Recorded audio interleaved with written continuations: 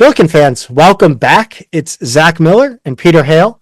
It's the Midtown Madness Podcast. Before we get going, thank you so much for listening. And if you're watching on YouTube, don't forget to hit the like and subscribe button down below. It's season 5. Once again, the Midtown Madness Podcast, brought to you by Two Men in a Garden. Pete, you know I love their salsa more than any salsa brand out there. They're local. They taste amazing. They've got all the salsa flavors to fit whatever you want, really. Heat to sweet, they got it all. It's local. You can pick up their many products at any local grocery store or online at twomeninthegarden.com. Follow them on social media at Two Men Salsa on Instagram and Twitter. Pete, Robbie Avila sprained his ankle and will be out several weeks, and that is not the worst or biggest news of the week in Billiken athletics. We have the unfortunate task of discussing the terrifying events of Saturday in Philadelphia. And to do that, we've enlisted the help of Nora Kotnik, UNews sports editor and former Billiken field hockey player. I want to thank Nora for coming on ahead of this and really hope that I wasn't too much of a chucklehead dealing with a serious subject, but unfortunately, that's just how I kind of am. So we're going to kick it over to that interview right now. Again, thank you, Nora. Billiken fans, we're going to welcome on the sports editor of the University News. She's a social work student from Cleveland, Ohio. I believe she's a senior, and she played one season with Billiken field hockey. Nora Kotnik, welcome to the Midtown Madness Podcast. And, thank you for joining us. And I'm sorry that we are inviting you on to talk about this. Yeah, definitely an unfortunate circumstance bringing us here today, but that's okay. I'm happy to talk about it. Yeah, I think it's something that needs to be talked about. And I don't really it's very, I watched it live on ESPN Plus. I can't even imagine what these women were going through in the moment there. Were you watching this live by chance? I actually wasn't. I watched the first half live, and obviously everything in the first half one is planned. I ended up having to go to work, but some of my teammates called me, or old teammates called me after the fact and let me know what happened. And I mean, I was just in disbelief. I really couldn't believe it. And of course, I saw the clips after the fact, which were just so scary to see, for sure. Yeah, I do want to back up just a second and set the table, do the professional radio thing, Zach. And this is so what we're referring to, just by some chance you just popped in here and aren't familiar with it. SLU women's field hockey played up in Philadelphia against Salle on Friday the 27th. They wound up losing the game 1-0. But with about 10:45 to go in the game, so early in the fourth quarter, and a penalty corner being set up on the Billiken end, the north end of the field, they were playing at Temple University, actually, not at LaSalle. There were gunshots that rang out, and they were audible on the broadcast. So the game was called at that point, about 4:30 p.m. And we'll get into more of the details later. But I just wanted to kind of set the scene of what we're actually referring to, just in case anybody wasn't familiar with that. So. You know a lot of people within the program and everything, and I'm wondering how many of them reached out to you right away, or you said teammates reached out, but what was that like?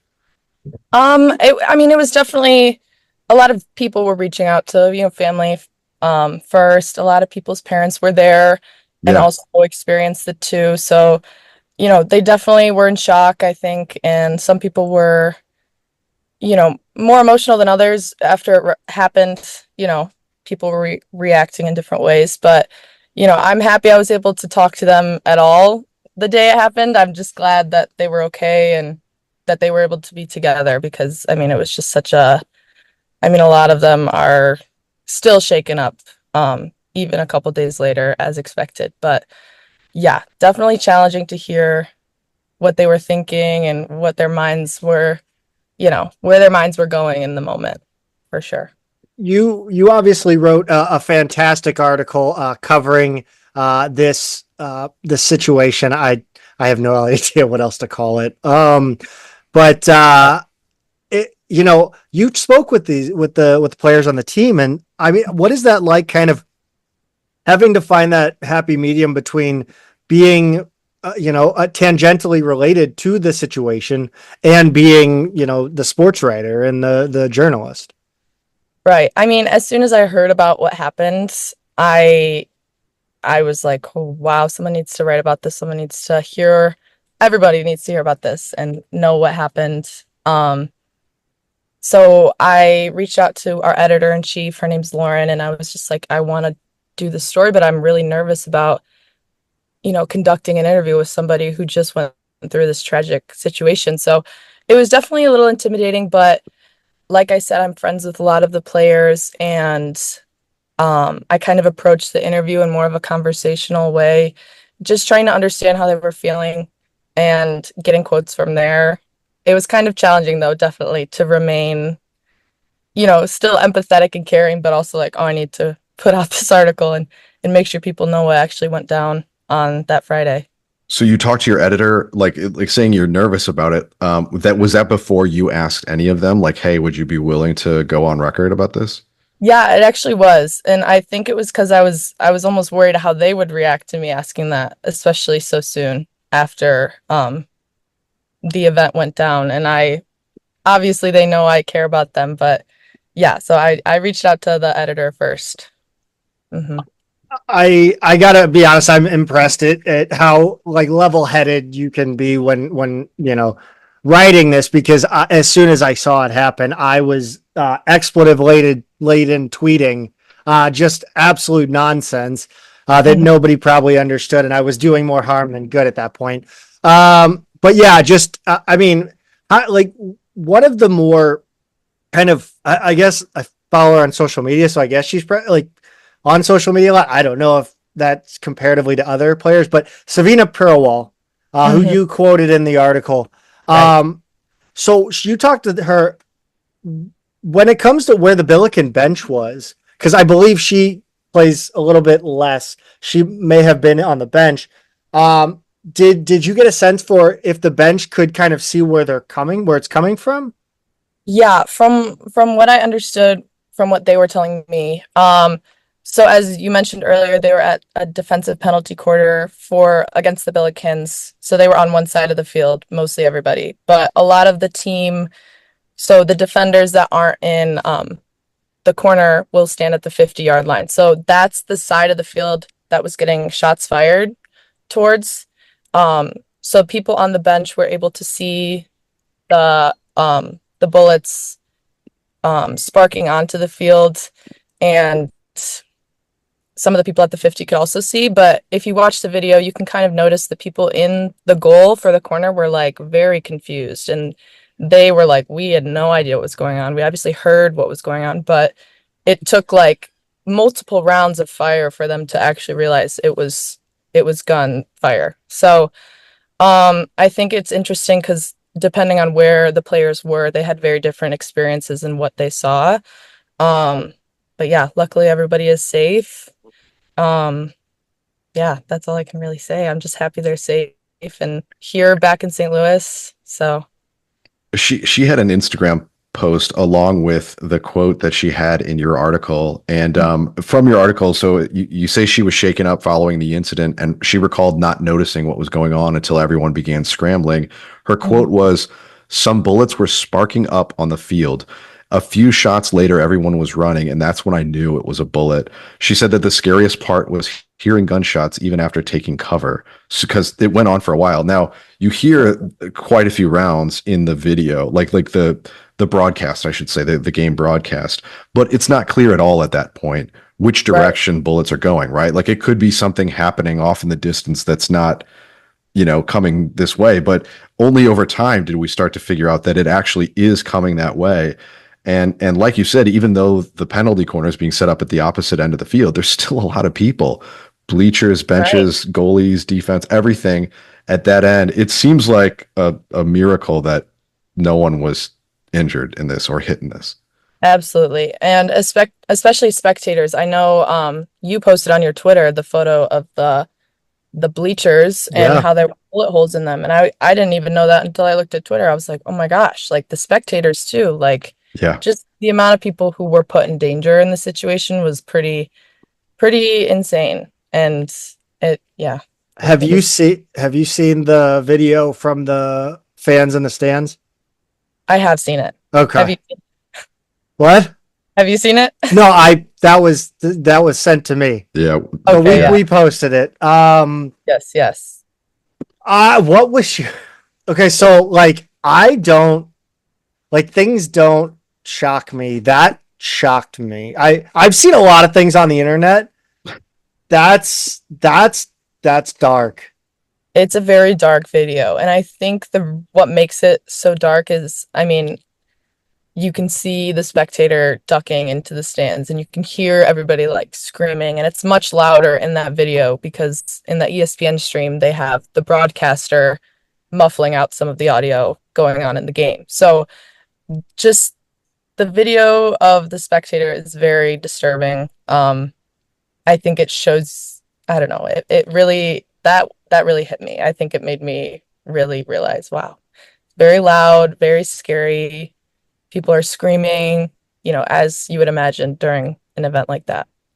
I think it's dark because it really does it drives home that this wasn't a nearby incident. The field was involved in this incident, and the spectators were involved in this incident, and the players were involved in this incident. And I really, it frustrates me how many of the articles are and quotes from Temple, from everybody. I'm not singling anybody out because everybody's done it, where they have said it was a nearby event or a nearby gunfire.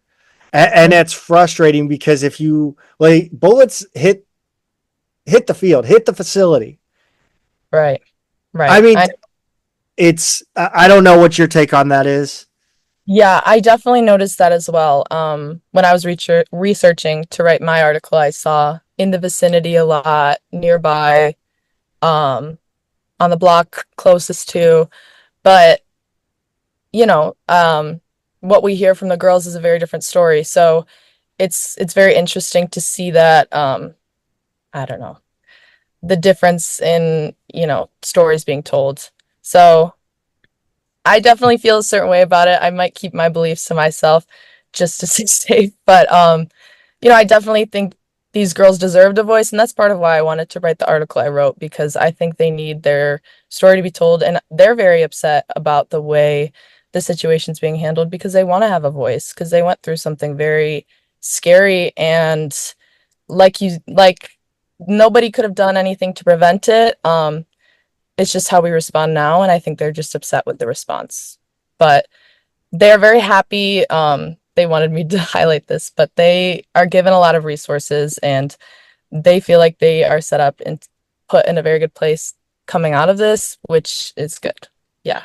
Yeah, I mean, some of this is like, look, you've got multiple universities, an athletic conference, a neutral university. Two athletic conferences, by the way. The game was played. Temple has Big East and American. 3 universities, a gigantic city police department. There's a lot of different interests here who probably want to keep, for better or worse, probably worse, who want to keep the language all as anodyne and straightforward and benign as possible. And I understand that. And thank you, by the way, for giving them a voice, because I think that is important. But you juxtapose that against the next couple of quotes in the article, which are chilling, by the way. SLU junior Ashley Jones was at the 50-yard line when she noticed shots being fired. Quote, "I was fully prepared to get shot. None of it felt real," Jones said. Ava Kalma, a SLU junior, was thinking of her parents amidst the chaos as, quote, "they were closer."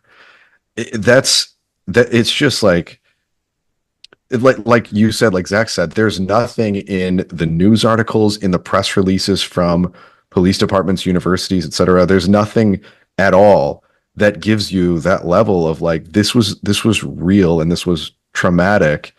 And I just feel like this is just the beginning for them of like reckoning with what actually happened to them. Right.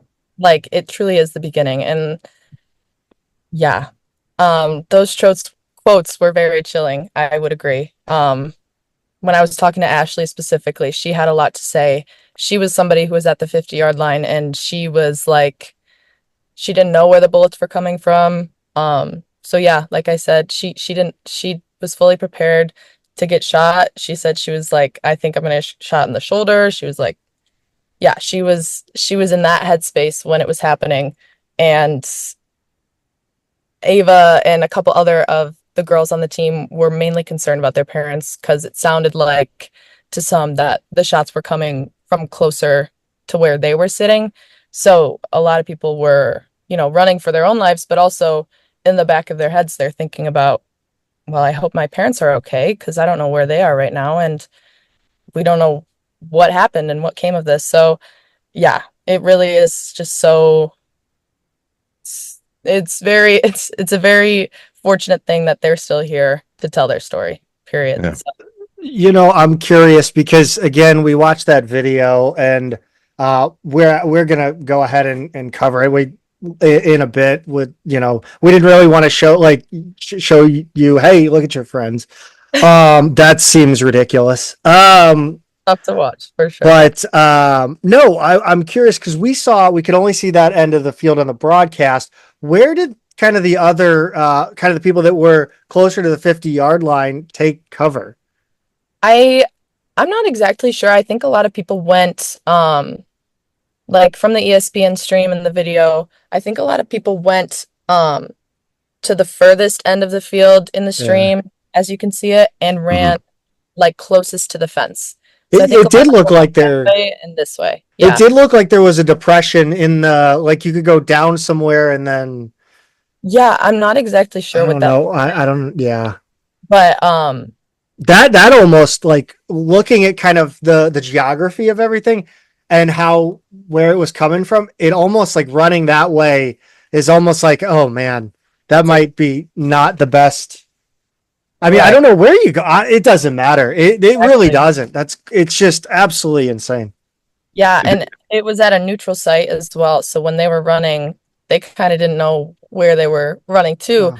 I think LaSalle has a lot of matches at Temple University's sports complex, but they don't have the keys. They don't know, what they have access to in terms of what the facility grants them access to and yeah. So I think it was just a lot of like scrambling, obviously.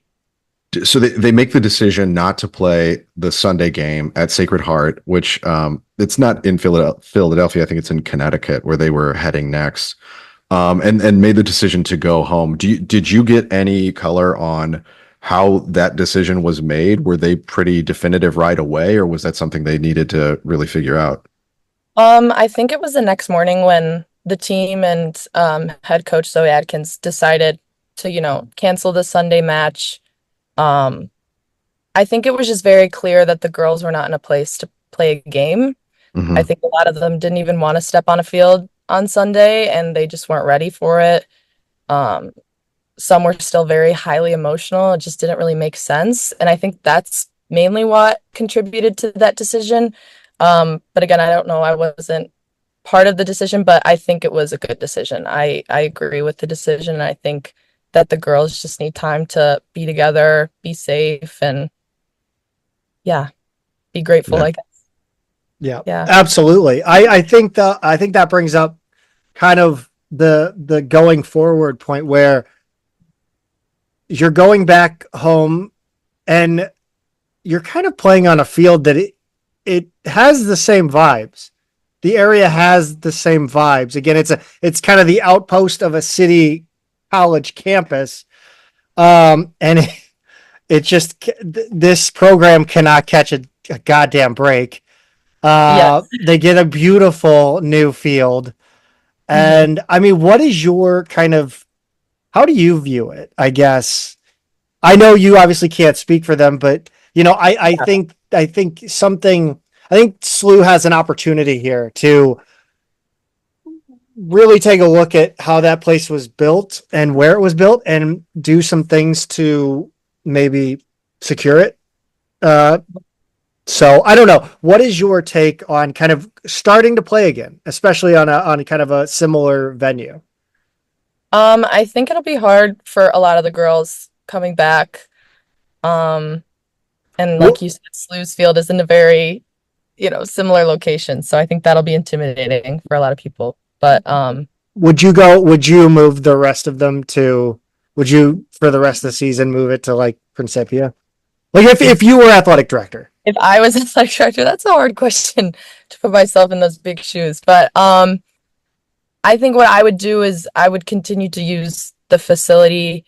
However, have more surveillance, maybe police presence, DPS presence, something like that. Just because, like you mentioned, it's a gorgeous facility. It's brand new, and that program has been begging for something like that for years. So,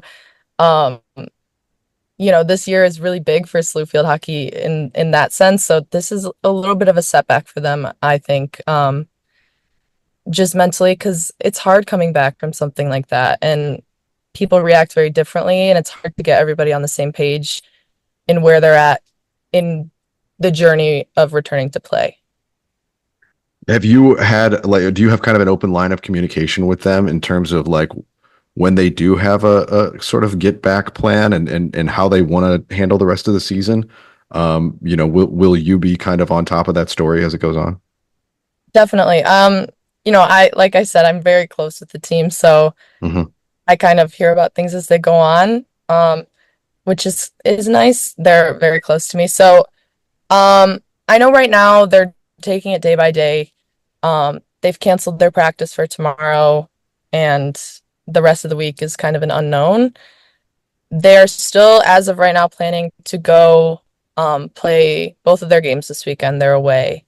I forget who they're playing off the top of my head, but they have 2 away games this weekend. And yeah, as of right now, it's still on their schedule, and nothing has really been said about the cancellation of them. So, I hope that they're able to get out and play, but again, those girls deserve so much grace. So I just hope that they're able to do the best that they can this week, especially.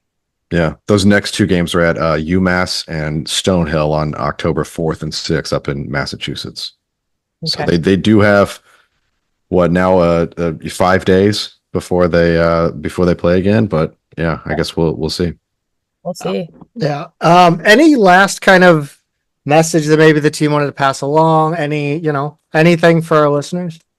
I would just say the team is very grateful. They are, really leaning on each other for support, which I think is a very wonderful thing to have in this sort of situation. To go through something like this with a team is unique.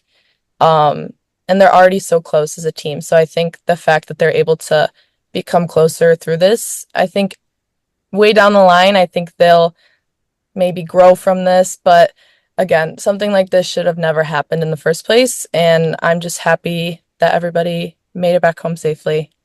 And yeah, I wish the best for SLU field hockey, and I love all of them. And I just also hope that they can continue their season the best way that they can, given this situation. Absolutely. And where can we follow you and your work? I am on Instagram at Nora.Kotnik. And I'm also, you can read my articles on the UNews. The website is just the University News. Sports is always releasing new stuff, and we're trying to grow. So, you can find my stuff there. That's kind of where I'm active at. Great. Well, great job with this piece. Thank you so much. And I appreciate you guys letting me come on here and talk about it. It's very great to be here. No, we also have to thank you because you guys quoted us and Chris May in the same sentence. You're welcome. Thank you. That was a little while ago. That made me laugh. So thank you for that. Anyway, again, thank you, Nora, for coming on and joining us on the show. Of course. Thank you guys so much. Thanks again. Once again, thanks to Nora Kotnik for coming on to discuss that difficult subject. Please go check out her work with the University News, and please don't let, obviously we'll get into it, but don't let this topic kind of go away. Pete, let's talk about this. Yeah, let's break it down, Zach. And for those of us, or for those of you watching our YouTube, you'll be able to kind of follow along as we take another look at this. Yeah, and if you're, by the way, if you are on audio right now, I would just go ahead and pause it and head to the YouTube and kind of scrub and find where this starts. I will try to mark it if I remember in post, but we are going to kind of go through first. We're going to go through the actual ESPN Plus feed, which is what I was watching live, and many others saw. Initially for the first about 24 hours after this occurred.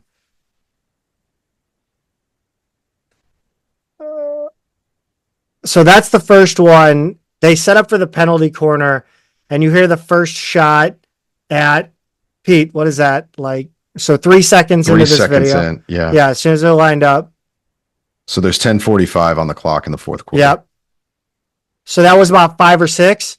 And then players get down in the goal and people start to run. Yeah, everybody on the line. And then the second start. So you go back.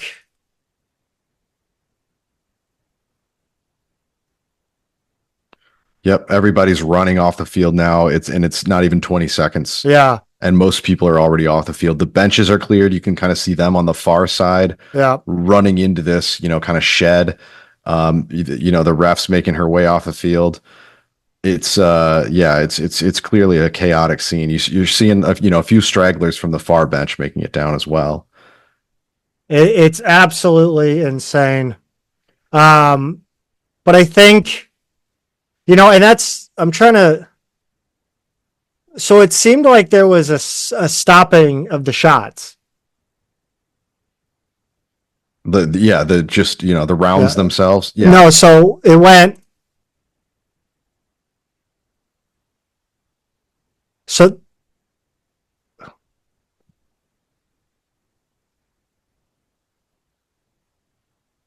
I mean, credit to this announcer, by the way. So it seemed like there was like about 6 or 7 shots, and then more shots rang out. And I think actually, again, I really hope people can hear our end or like the video audio, because I don't know if they can. But they get closer, and you can hear the whizzing of the shot as well. So, I mean, I don't know where this camera is, but my God. Yeah, they definitely picked up on, watching this again, they picked up on more than I realized. And if you're not following along, by the way, and you just want to pause it, these are on our Twitter feed as well. You can pull up the one of the broadcast, but there's another one as well, Zach. Yeah, we'll go ahead and show that one. So it does look like we talked with Nora about that shed over here on the right hand side where they kind of, and then there's just kind of depressed area. If you kind of watch here towards the end, I'll actually mute it just so we don't have to hear it again. But you can see how they're running up that hill. Right. So yeah, there might have been that seems to be where most of the bench players went to. Yeah, so the far side of the field, there's a little bit of a dip over there. Yeah. So and then and it kind of sat there for a good 10-15 minutes, I think, the video, until they got somebody back to end the stream. And man, it was eerie just letting the broadcast sit like that, just watching people over in the corner. And we'll go. This is the video that was sent to us from a fan in the stands. And this one is, I hope you can hear it. I really don't know. So we're going to find out. We posted it at 10:05 a.m. On September 28th, 2024. If you want to scroll back in our feed just to find it. Yeah. It looks like as of right now, it's been viewed over 8,600 times. And that's just the one that we've posted. Like there are other accounts who have posted, who have, reposted. That the previous one had a lot of way more. It was crazy. Here we go.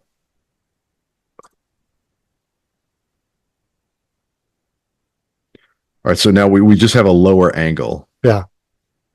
Basically, and it's from the bleachers.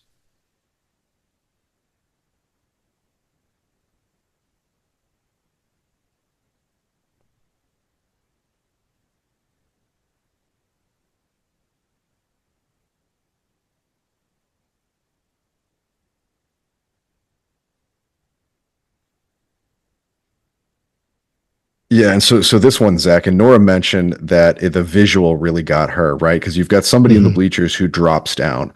But what really got me, I mean, obviously in addition to that, the whizzing, and the you hear contact, a few contact points as well. You really viscerally hear how close those were in this video, and in a way that the broadcast, I don't think, is able to convey. Yeah, it seems so. Watching this again and hearing that sound, you can really tell how they hear the first five. You can tell you can see the processing of the events. Oh my. Right.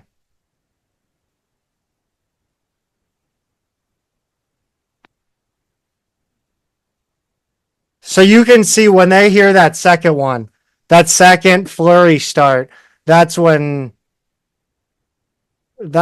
everybody kind of takes off, because I do think there was, in that first flurry, I do think I did hear one whiz or ping. I can't really tell. It sounds like when you hear a tracer round in a movie.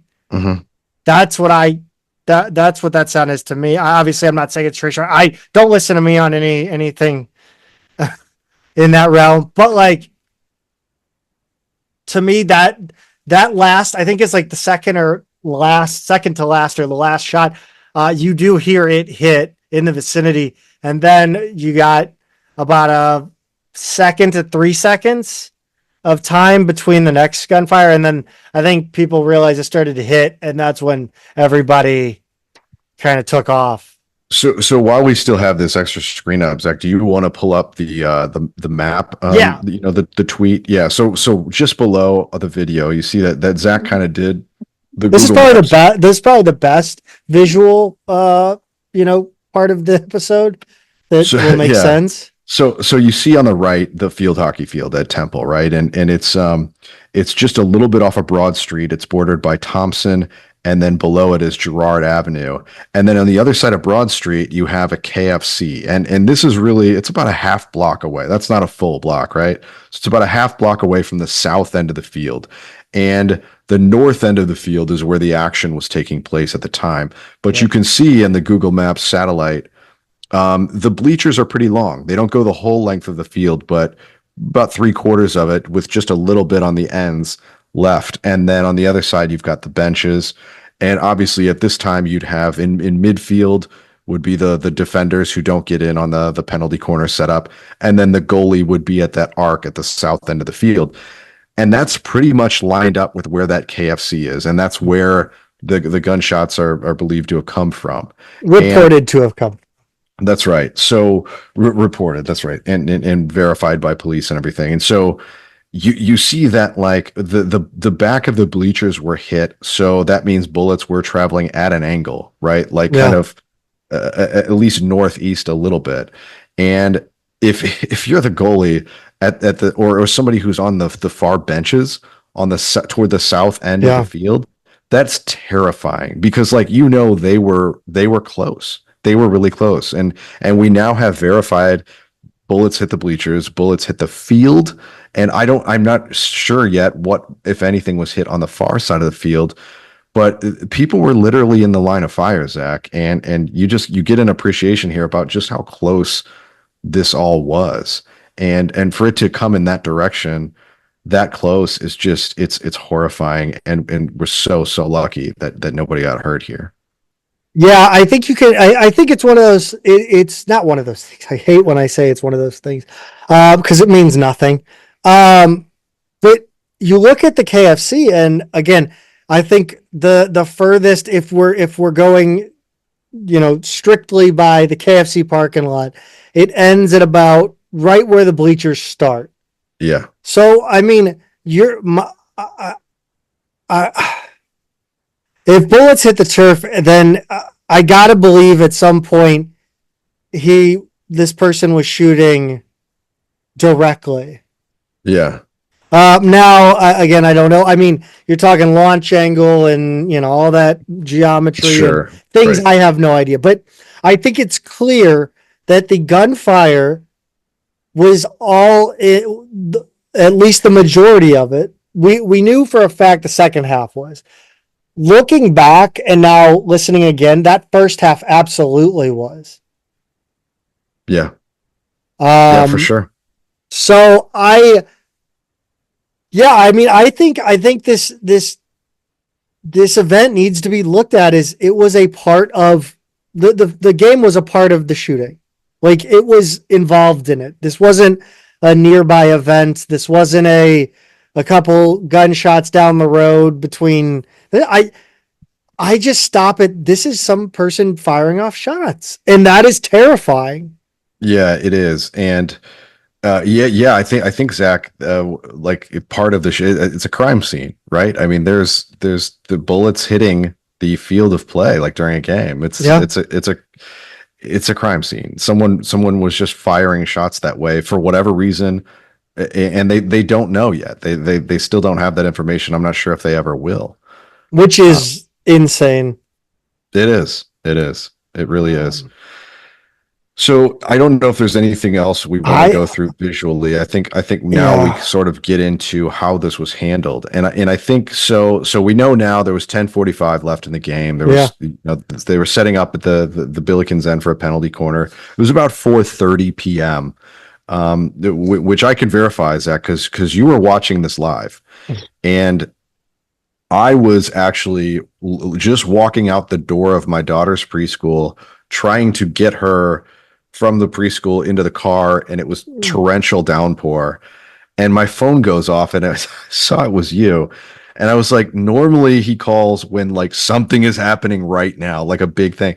So I picked it up, and you told me what was going on, and I just like, that's the last thing on earth I expected to hear, and my initial reaction was, oh no, the brand new field, like I and then I was like, oh wait a minute, they're on the road. This wasn't at SLU, right? So I went through all of these emotions, reactions really quick, and at the same time, I'm being rained on my trying to shove my daughter in the car and stuff like that. So it was just a really chaotic moment to process all of that. But watching it live, I imagine, had to be extremely surreal, right?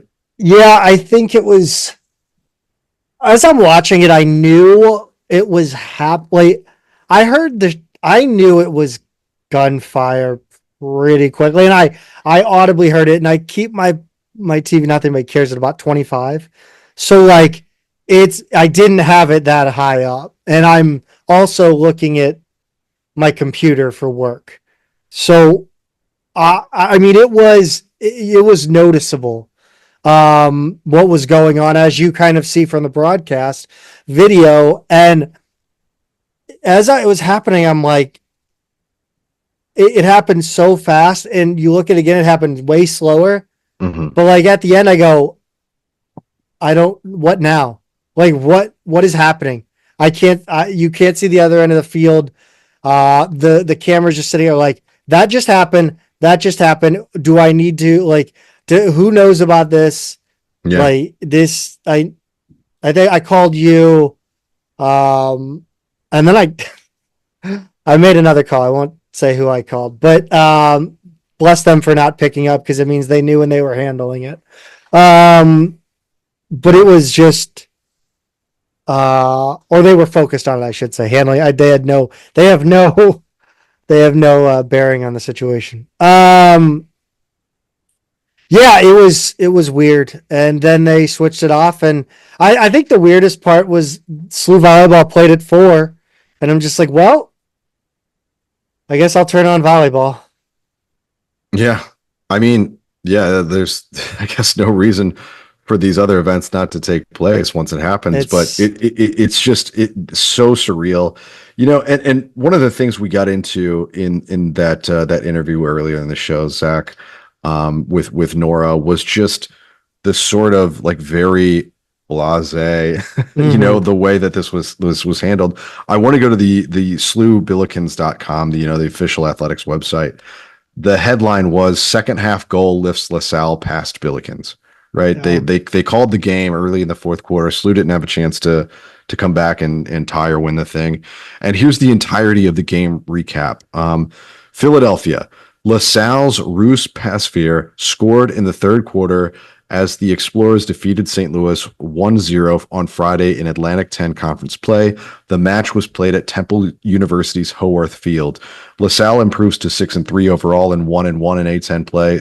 St. Louis dips to 1-6 and 0-2 in the league. The match was halted in the fourth quarter due to a disturbance in the vicinity of the field. SLU student athletes and staff are safe. The Billikens play at Sacred Heart on Sunday. First whistle is scheduled for 3 p.m. That was it. That was the whole game recap. You know what? I'm going to in defense of. Okay. I'm going to in defense of. Look, field hockey was on the road. I am pretty sure their SID was on the road. Mm-hmm. I'm pretty sure their SID was in the press box. They got hit by bullets. I'm gonna be okay with them mailing it in on this one. Yeah. Just copy and paste from a previous one. I think, and my initial reaction was like, are you kidding? That's it? Like you gotta, that leaves a lot more questions than answers. I just don't think that my thing is, I don't think that person had the answers, and I don't obviously I don't think you need time to have answers before you can even say anything about it. So I don't know. I would have just said, I would have said a little more, maybe kind of explained due to an emergency or, So sometimes I like the sentence that clarifies like more details cannot be provided this time due to the ongoing investigation, or like something like that says we are acknowledging that this is the reality, but that we can't really say more right now. So I think something like that goes a long way, but at the same time, I think you're right. And it took me a little while to appreciate that they can't go, here's what happened. Oh my God, it was nuts. I know I know they have to recap it. So it happened around 4:30. By 5:35, police had cleared the area, and Temple's Department of Public Safety sent out an alert saying that it was clear. I guess 3:30. Sorry, that was. I had to stand up for Central Time for a minute. LaSalle's was the same. And again,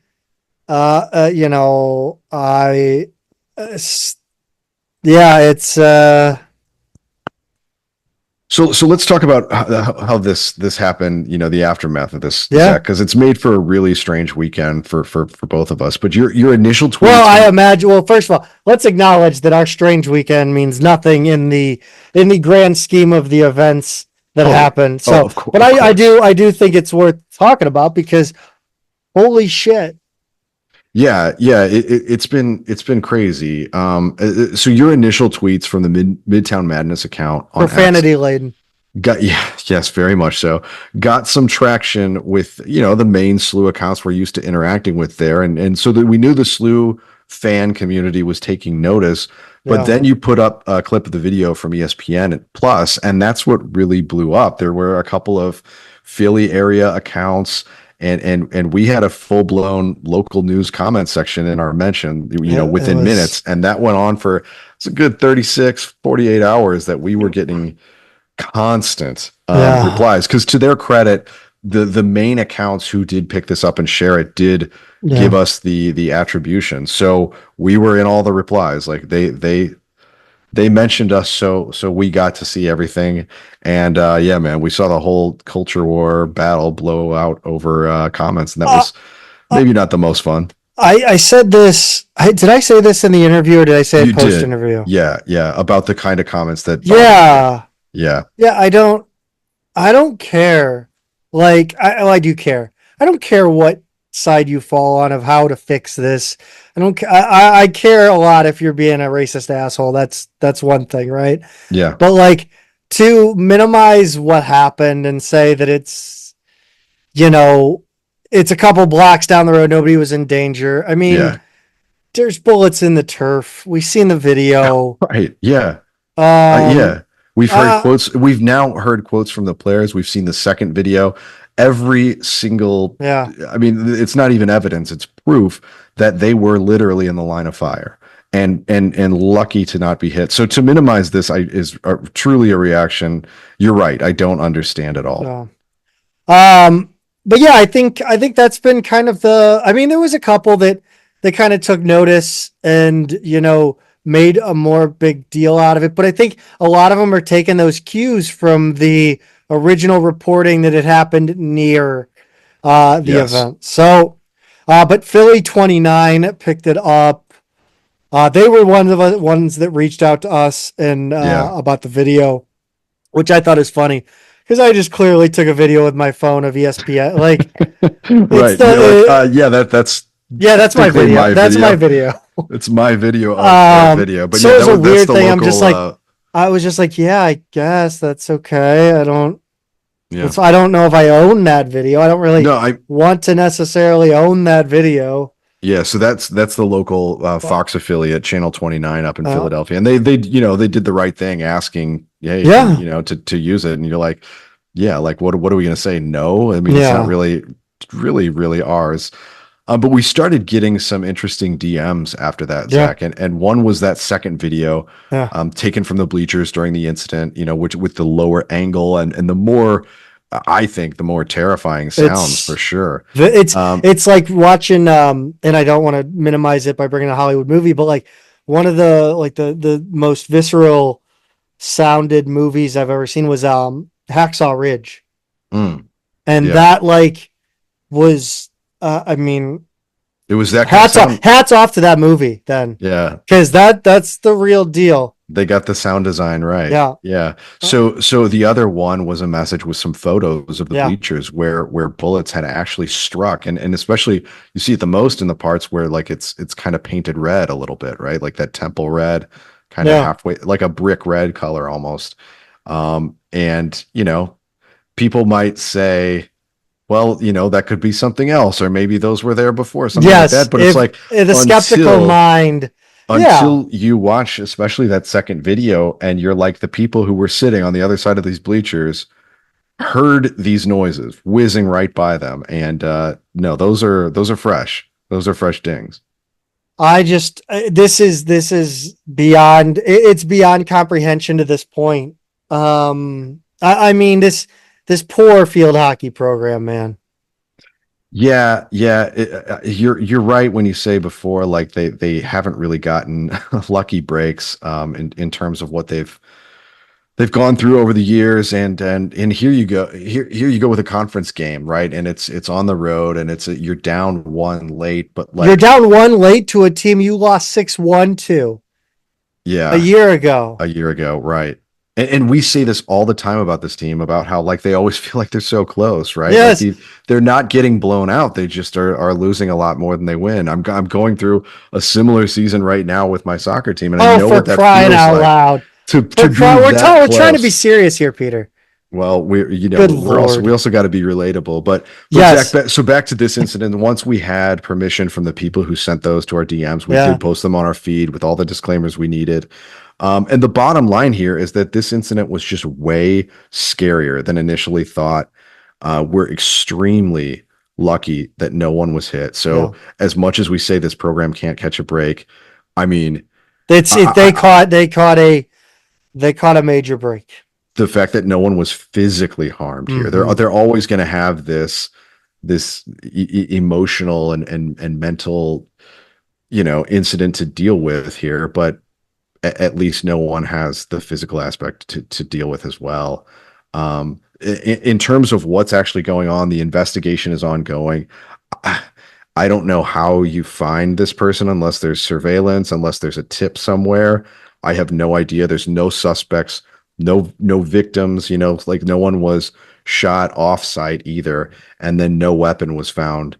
The news articles did include tip lines for the Philadelphia Police Department, Temple Police, Temple Student Counseling Service, Temple Employee Assistance Programs, all the usual things like that. But Zach, one of the things that we really haven't gone over was, why was this game even being played at Temple instead of at LaSalle? Well, I wanted to actually, because you brought up a good point, and when you bring up a good point, I like to talk a little bit more. And you brought up a good point that, like, the fact that people are kind of minimizing how much this impacted, and what kind of area this impacted, it leads the police to give up on this.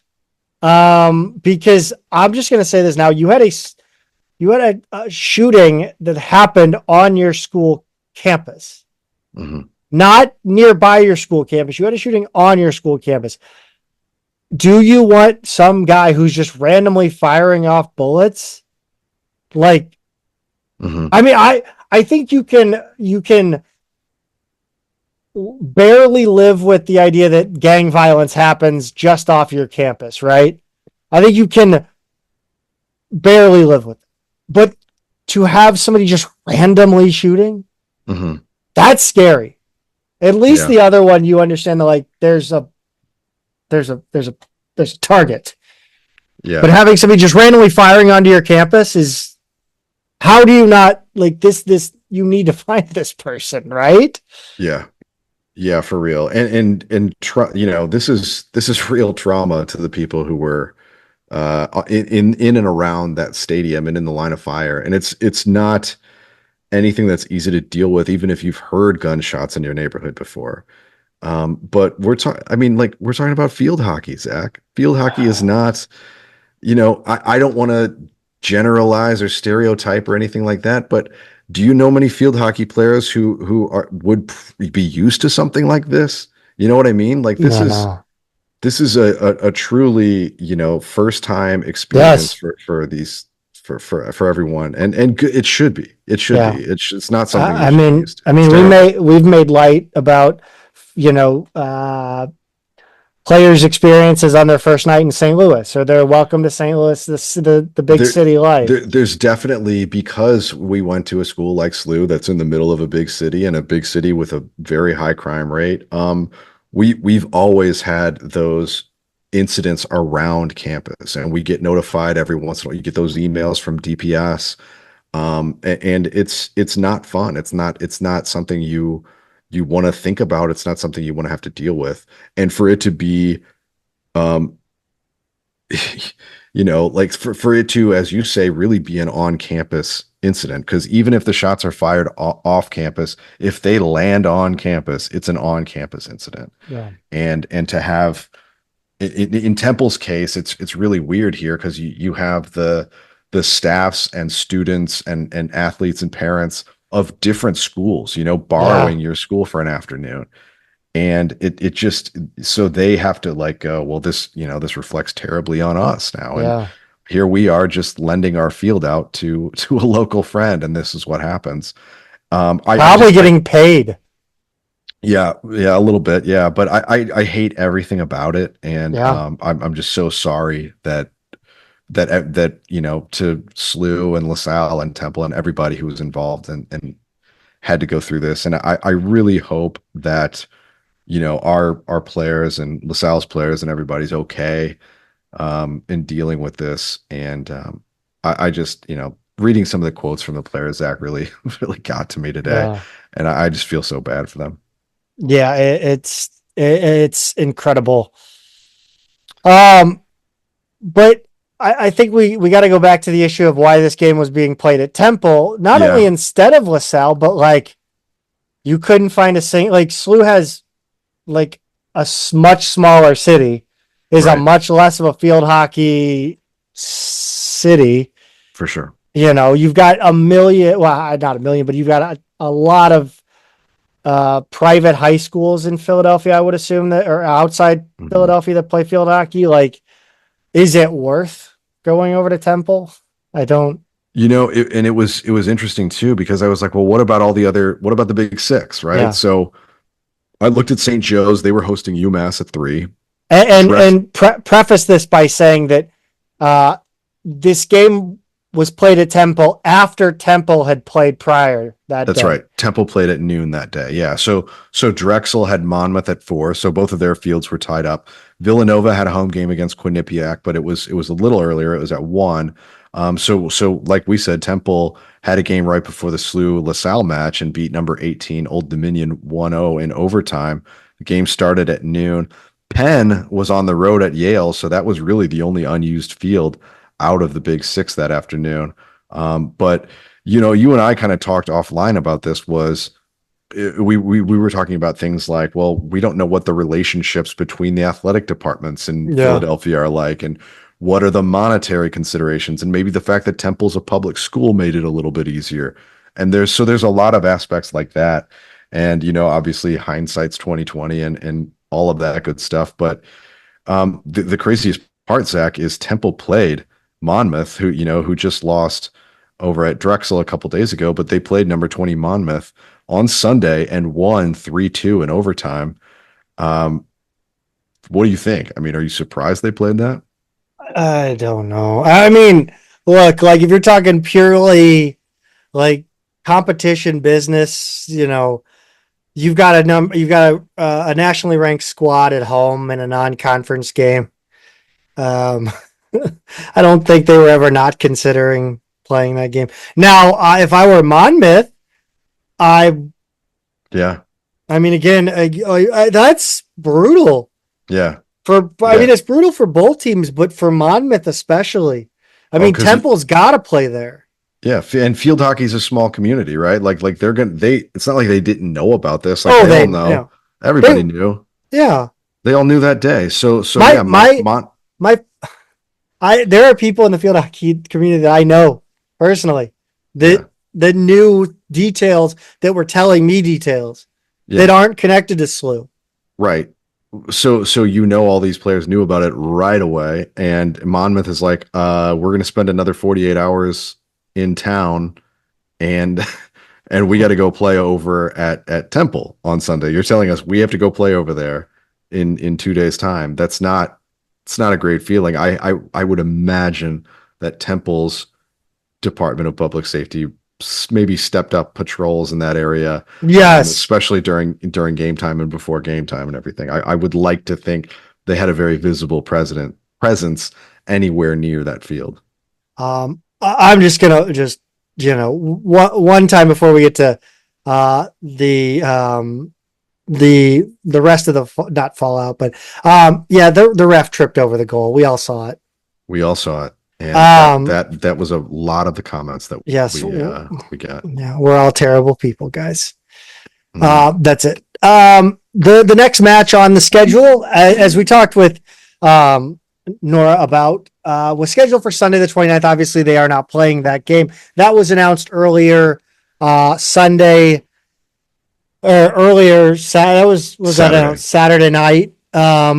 Pete, the statement from Chris May, again, I think this is the right decision. I think this is absolutely, without a doubt, the proper call. I think from what Nora explained, that the school is stepping up with their resources for the players and any help they need. But I really just wish that we would get a little bit more of an acknowledgement of how serious this was. So the official statement was from Chris May: in light of yesterday's incident that occurred near our match in Philadelphia, we felt it was in the best interest of our student athletes for them to return to St. Louis. Our top priority has always and will always be the health, safety, and well-being of our student athletes. We are grateful to everyone who responded yesterday and thankful that no injuries were reported. While there will be no further comment on this specific incident, we will continue to provide every possible support for our student athletes, both on and off the field. So, yeah, not a lot there. Very standard, straightforward, fine. But you would hope that behind the scenes is really like, we've got your back. Let's take care of you, whatever you need, from here on out. So and I wish they would have acknowledged publicly the true nature of the event. But you mentioned going forward and support they need going forward. And we talked a little bit about that with Nora, and we talked a little bit about the facility and how the current field is a bit similar to St. Joe's, Temple, in that it's not necessarily specifically the type of area, but just the fact that it is an outpost of a city campus. And there's so we talked about the trauma and the scars, the mental scars. I mean, it's gonna be tough walking out to a field in the middle of, kind of just empty area. Yeah. And I really hope that SLU and the athletic department provide the security and safety that they need, and going forward at games, because it's not the best place over there. It's no man's land in a lot of ways, and I don't know. That's really my hope, and I hope they take a look at that facility and figure out ways to make it a little bit more, safe, I guess, more places to go. Yeah. If Absolutely. things were to pop off, whether that be weather, and I said this before, I said this way before this happened, like there's not enough places to go. If you're on that field, you can run out across the road to Topgolf. You can jump over that fence, but that's about it. And then out the main gate, that's about it. I just like to see more. So the next games are on the road, as we said in the interview. They're at UMass and Stonehill on Friday and Sunday, October 4th and 6th. The next home game, Zach, is Friday, October 11th against Davidson. So that's the next time, at least for now, that's on the schedule that they'll be played. All of these games, like we said, they're still, as of right now, not called off or anything like that. We'll just kind of monitor the situation and keep people updated. But assuming they do play that October 11th game at SLU as scheduled against Davidson, I think it would be a really meaningful show of support for as many people as possible to come out to that. I agree. And really show them that the whole SLU community is behind. I would like SLU to make sure that students are given transportation over there, honestly. Humphreys, let's get Humphreys involved. They got that bus still. Let's bus some people over. Yeah. I just think it would be big time. I think people need to get out. Billiken fans, we're going to talk basketball finally. If you popped just to this part to listen to basketball, please get out to that next Billiken field hockey home game. Should they play it as scheduled? Pete, when is it? The next home game is on October 11th at 4 p.m. Yep. That's gonna do it for this discussion. We'll if there's more that comes out, we will certainly cover it, and we will continue to I think we'll probably lead off every show with a little reminder of what happened, and try to keep that in the lexicon and the brains of people around Billiken athletics. Sure. Let's move on to Billiken basketball night, which, as I said in the outset, on any other day in the history of Billiken athletics, this might have been the worst two things to happen. Yeah, no kidding. Any other day. It really does kind of put things in perspective, but yeah, unfortunately, the headlines from Billiken basketball night held on Friday, the night between the men's and women's soccer games against Loyola, the homecoming weekend games, we had a couple injuries that are kind of dominating the conversation, unfortunately. Yeah. Well, first of all, let's give them some good news first. All right. Let's give them the good news first. We did find out right before the event that Kellen Thames had been granted a hardship waiver and now has 3 years of eligibility remaining, which means that Gibson Jimerson's records are no longer safe. They're not entirely safe. But yeah, he has 3 years of eligibility remaining. That is big. That stems from the year he was hit by a car. Yeah, I think that's what people say. He didn't play. He only played a few games that season, and got the medical hardship waiver. It was one of those things those are never a sure thing. But I think both the previous staff and this staff, the athletic department in general, were counting on this one going through. But anyway, the biggest news of the night, unfortunately, was the injuries to both Robbie Avila and AJ Casey. There was question immediately whether they were hurt or injured, and we found out that they are hurt, but also kind of injured. Yeah, I don't know. I think AJ Casey's hurt. So what's your distinction? I have no idea. I have no distinction. Let's just tell him what happened. Okay, so Robbie Avila rolled his ankle on Max Picar's foot. It was on a closeout. He was trying to get a hand in his face as Picard was shooting a three, and he just came down on his foot, rolled his ankle. He was in a boot and crutches afterwards. He had X-rays the following day, Saturday. There was no break, just a quote significant lateral ankle sprain that will keep him out for a few weeks, as confirmed by Stu Durando and Jeff Goodman. Normal recovery time for a grade 2 sprain is about 2 to 4 weeks. So there's no need to rush him back. Like, yes, you want this month of practice, but maybe you don't have him play in one or maybe both of the exhibition games that are coming up in less than a month now. And then for AJ Casey, it was a hamstring, right? You could see it.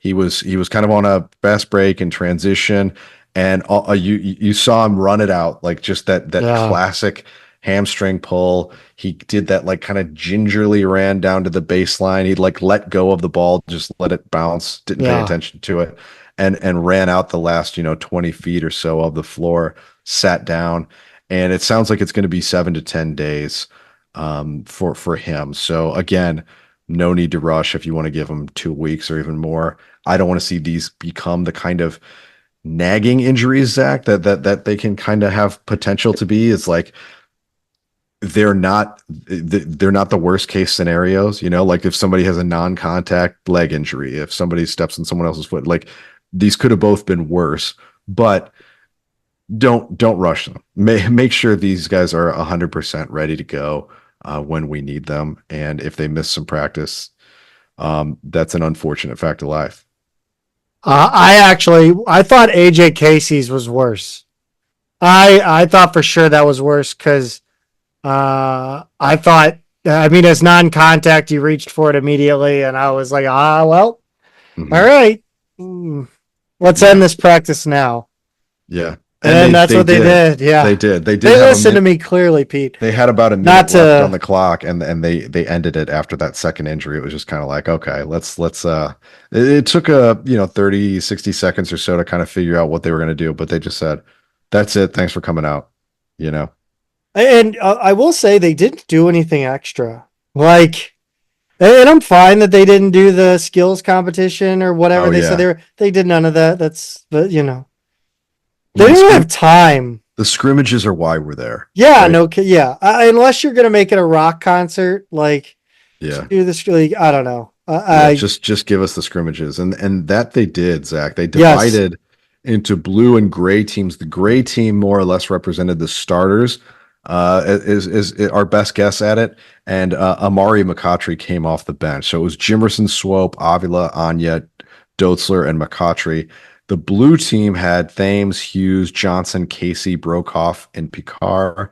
Dylan Warlick stayed on the bench. I don't think he was even officially. He wasn't dressed for the event. Okay, so the gray team obviously won here, right? I think they ended up with, what was it, 53 points in these 19 minutes? I kind of blacked out after Avila went down. I think a lot of people did, and unfortunately, I was only able to watch this on video. I had well-placed moles, as our good friend John Rothstein would say, inside the building. God. But no, shout out to Steve Rogers who recorded this and then was asked by the program not to post it publicly because he didn't want this getting into any opponent's hand, or they didn't want it to get into opponents' hands for scouting purposes, right? So I was entrusted not to share it, and I didn't, and I watched it and really enjoyed it, Zach. I was so grateful. I may need you to send it to me because I didn't get much like I don't know. I kind of was kind of enjoying the whole vibe of this is a thing again. Yeah. So it was, it's so funny. We talk about it all the time that we're both the worst people for content. Because we went to that Columbus Cincinnati game. We went to the Xavier game. I took no video. I know we should have been put. I know. We'll do some content. We did no video. We live in the moment, Zach. That's what it is. I think that's just come sit with us, and then we'll produce the content. Did you actually break down stats in this? Well, it was easy because Stu posted the scoring total. So Swope had 16 points, and we'll obviously get back to him in a minute. Jimerson had 14.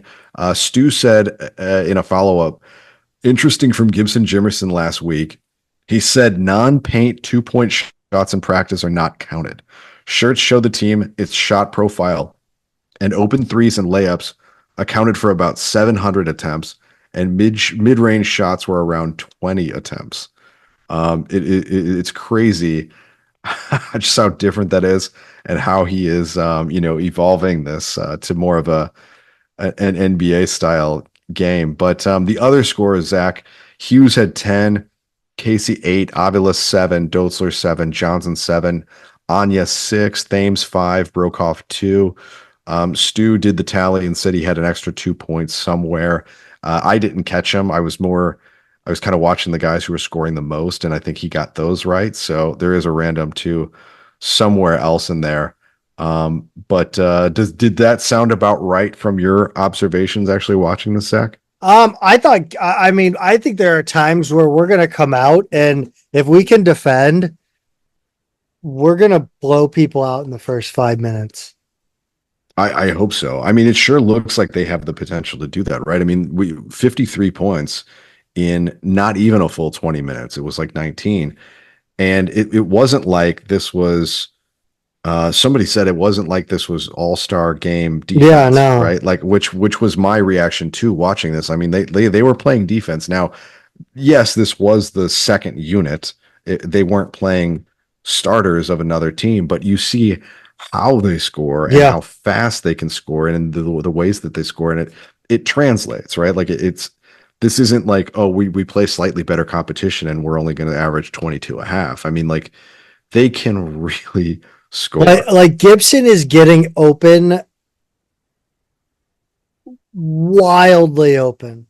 Yeah, he really, I mean, it's the kind of thing that's almost like, it's heartbreaking that these two, that Jimerson and Shirts were not matched up sooner, right? Oh. It's like people who meet their spouse late in life, it's like Jimerson and Shirts were meant to be, and here they are in his year 6, and it could very well be his best ever. I mean, I don't like, if things go to plan, there is no doubt that we could have 2 All-Americans.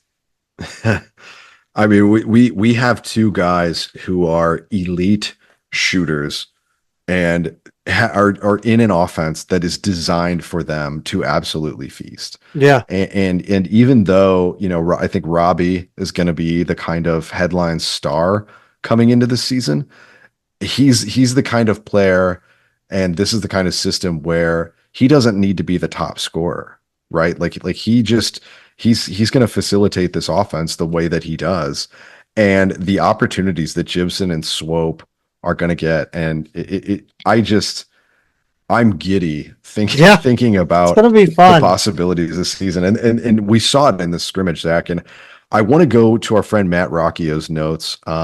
He made a few, throughout the game, he was there at the scrimmage, made a few notes on Twitter that I want to share. He said McCautry's shot is noticeably different already, and it seems to be providing tangible results.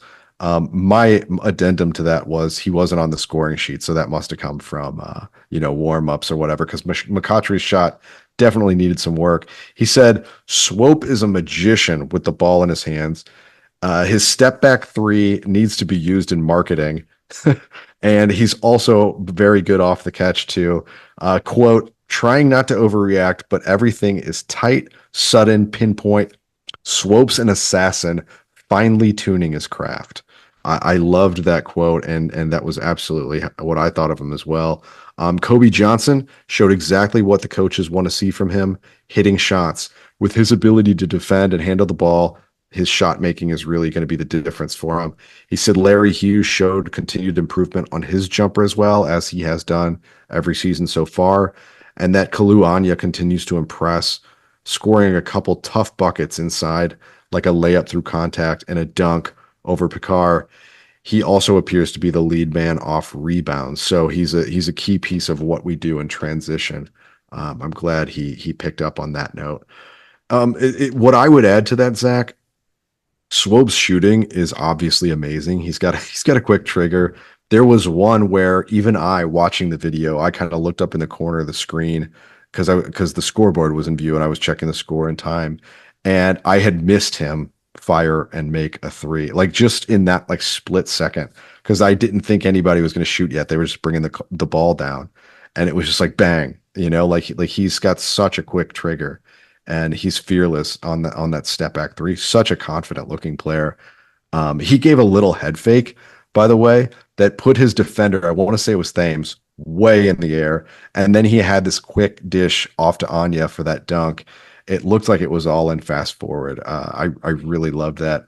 And then just a couple other observations from me, Zach, before we get to some more of your thoughts. Before he went down, I thought Casey's shot looked really good.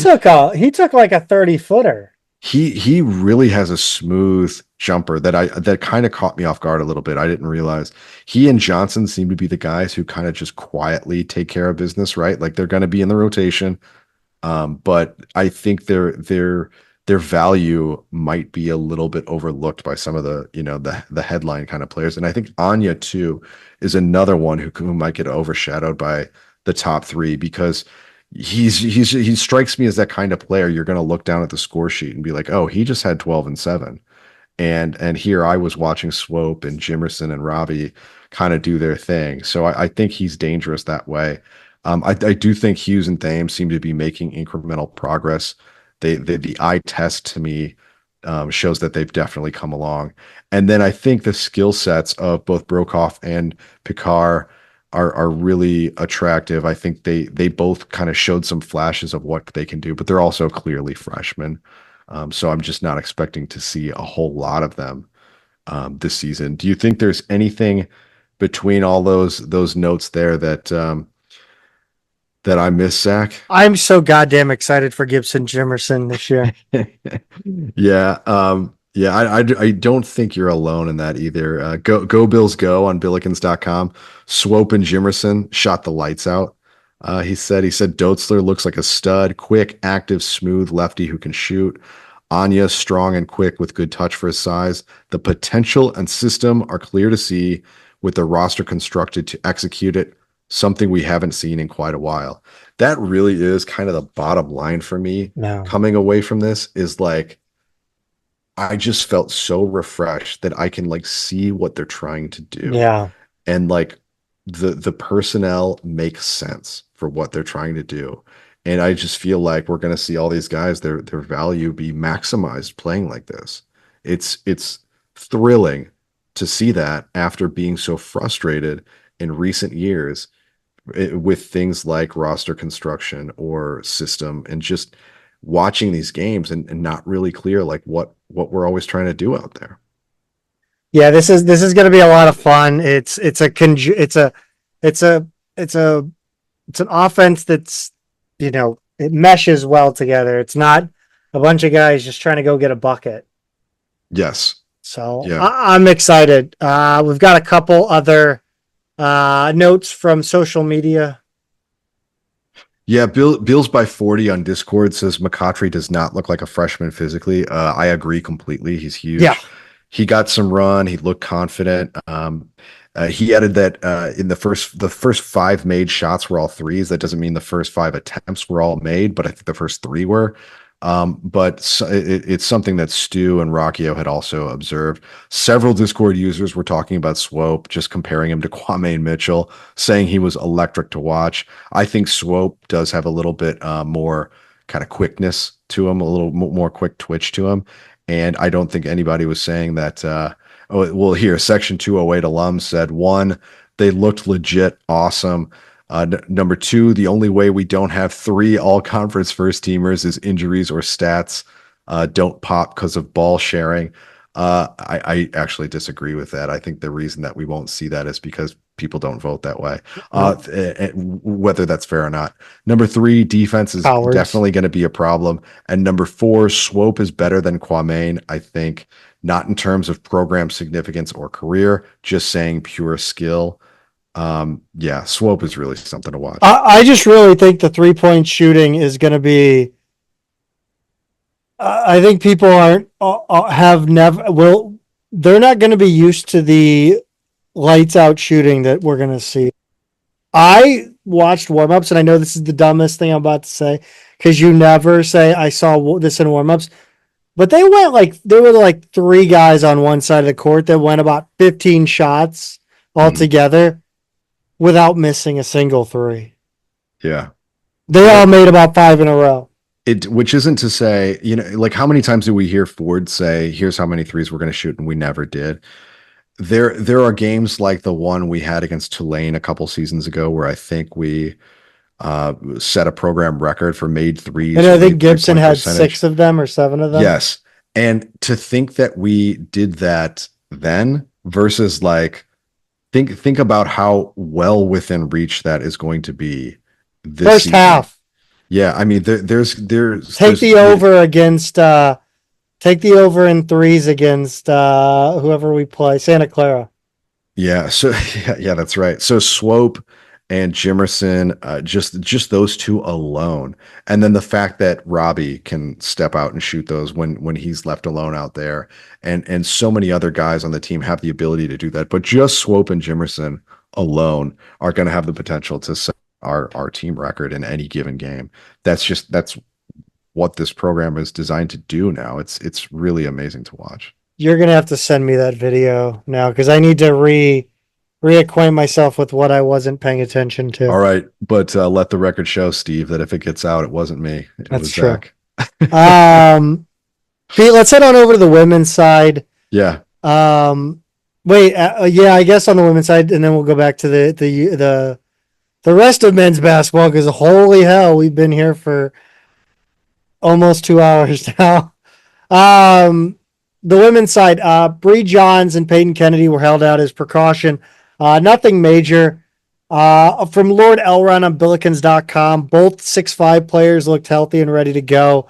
Man, if they're good, we're going to have a nice little front line. Yeah. I really like not the one from Greece, the other one. I really like the way she plays. I can't think of her name right now. Haidara? Yeah, no. I'm messed up. I'm missing somebody. Doesn't matter. Lord Elrond also said Rita Nazario looked good handling the ball. I really liked the way she carried herself in this one. She just looked like a baller. Yeah, she looked really confident. Yeah. Mia Bergstrom hit a 3, which I thought was interesting. She looked good too. I thought like everything about her play, I thought she fit in. So I'll be interested to see if she gets any run this season. She go ahead. No, go ahead. Sorry, I got nothing. So Bergstrom, to me, when she took her threes, it had the vibe of she's the shooter. Like the way that she was guarded, the way that other players' body language was. It seems like she's already inhabiting the role of like the 3-point shooter, like the top shooter is. She really looked the part on the perimeter. Even if I think she only hit 1, I think she took 3 or something like that. I agree with you that Nazario really looked like a confident, experienced ball handler. She did not look like a freshman to me. She is smaller. She's like 5'4", 5'5", something like that. But really a confident looking player. She plays a lot like I think she carries herself a lot like Kaija did. Oh yeah. Very she looks like she moves like a guy on the court. Like I can't find a better way to say it, but like there's a different kind of movement that you watch men's basketball players and women's. She just kind of has the body control, I think. But yeah, I mean, to me, she just didn't look. She just looked really experienced. Like, just looked like a veteran. I really like the look of the freshmen and transfers. I think they all look pretty athletic. I think we are, getting that assignment right and sort of upgrading in that department. There were some missing numbers here and there on the practice jerseys, and this was my first look at everyone, so I did have some issues, kind of like getting to know who was who. I did want to point out Brooklyn Gray looks like she's kind of transition to Division I programs, health and fitness facilities. Yeah, like she's looks just much more conditioned, I think, this season. Yeah, I agree with that. And yeah, I mean, she you don't get you're kind of hitting. You got like JUCO. People make fun of the JUCO lifestyle for a reason. Like yeah, it's not an easy lifestyle to stay sure. in top shape. And it takes a while to transition. Yeah, But yeah, no, she for sure. Yeah, I thought so too. I thought her game looked kind of the same too. She's going to yeah, be leaned on a little bit more as a scorer this season for sure. Triantafili, one of the six, the transfer from Syracuse, I think, yes. who's 6'5". She's I like the way very she long. looked. She had a block. She's very lean. But I do think there's definitely some opportunity for her there. Anumale is another one. I thought she looked really experienced.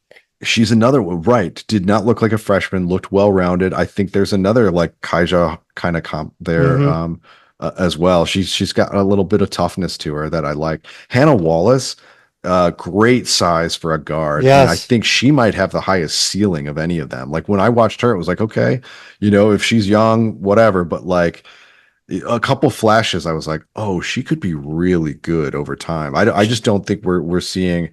I think it's going to be a while because like she didn't put up big numbers in high school. I think she is really a long-term potential player, and in a few years we'll be like, oh, how did we get her? Yeah, I no. think she's that kind of player. Maya Glanton is the other one that I would say is going to have an important role on this team of like the newcomers. I don't think she's super flashy or anything like that. But I think there's a big opportunity for her. The other players, look, I they more or less we kind of know what they are, who they are, what they do. I did think Tierra Simon of all the returners maybe looked like she may have made a little bit of a jump in terms of fitness, athleticism, fluidity, all of those things. The way you said like Gray physically did, I think she did too, and that's kind of what I took away from the women's scrimmage. Yeah, I think this team looks like they're ready to kind of uphold that standard that has been set. I would love to see them do better in the non-conference though. Give us a little, or not the non-conference, but in the early conference, right? Like Early conference, yeah. yeah, like I need let's get a little more excitement early because I love the excitement late in the season. I love it. Yeah. It's what counts, but like I want to look like a top 4 team from the hell jump. yeah, hell yeah. Yeah. Yeah, the crowd was pretty good. I thought, Pete. I thought, for a rainy, disgusting evening, people showed up, and I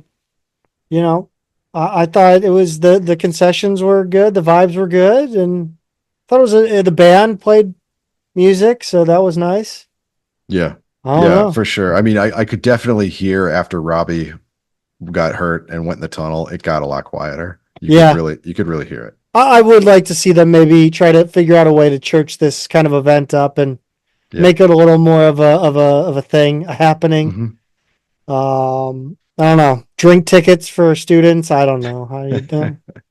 Yeah, the band was there too, though, and they sounded good from a little bit I could hear. We did get the men's basketball Atlantic 10 schedule finally. Yeah, it took long enough, Zach. This is a conversation I really wanted to have like 2 weeks ago, right? I mean, maybe even longer. I was the Wednesday after Labor Day is when they had historically been releasing this schedule, and instead we just got it this past Tuesday. So just to kind of run it down really quick, we start out at Fordham on New Year's Eve, then come back to host St. Joe's and St. Bonaventure on January 3rd and 8th, head out to VCU on January 14th, and then play at Richmond, stay out there on the 18th. Can I personally pull off a full week in Richmond during a school year? I don't think I can, but I'm hoping to get out for that Richmond game. That's MLK weekend, so I might be able to pull that off. And visit my brother and his new baby, who shout out to my brother and his wife Rosie. Never mind, I won't do that. Their son Julian was born today as we record on September. Mazel tov! Yeah. So I am going to visit them in about 2 weeks, but I want to get out again in January for that game. Wednesday, the 22nd of January, we come back for LaSalle, and then Saturday, Zach, the 25th at George Washington. Could be the kind of sneaky good road trip from St. Louis this year. Flights are not bad right now. The inauguration is earlier in the week, so hotels won't be booked up. I think that might be maybe a good shot for SLU fans to get out to the East Coast for a game. Tuesday, January 28th against VCU means both VCU games are on Tuesdays, kind of quirky. Friday the 31st is against Dayton at home. So that's VCU and Dayton at home, same week. Keep And those sweater vests out of St. please Louis. keep them out of that gym. Tuesday, the 4th of February, they head up to UMass. Final game at the Mullins Center. I know Peace. a lot of people have such fond memories of that way too big gymnasium. That's the ugliest ass arena. That is the worst is. broadcast to watch. If you wanted to like set a movie in a basketball arena that people wouldn't recognize, put it there. It's like the most generic. It's Family Arena. It kind of yeah, right. And which is crazy too, because like some of the teams that played there like in the 90s were unbelievable. Yeah. And they just have this like boring gym. I don't know. Yeah. Yeah, I don't really get it.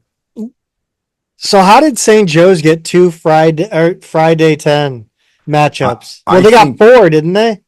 They got 4, but 2 of them are with SLU, and the second one is on Friday, February 7th.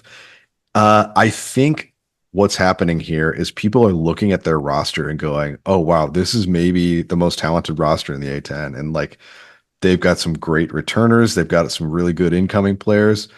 But as long as Billy Lang is the coach, Zach, I gotta, I'm going to keep betting against that program. And not that I gamble, but like, yeah, I just don't see it in St. Joe's. But we'll come back to that, the Friday 10th thing, and because that is pretty funny.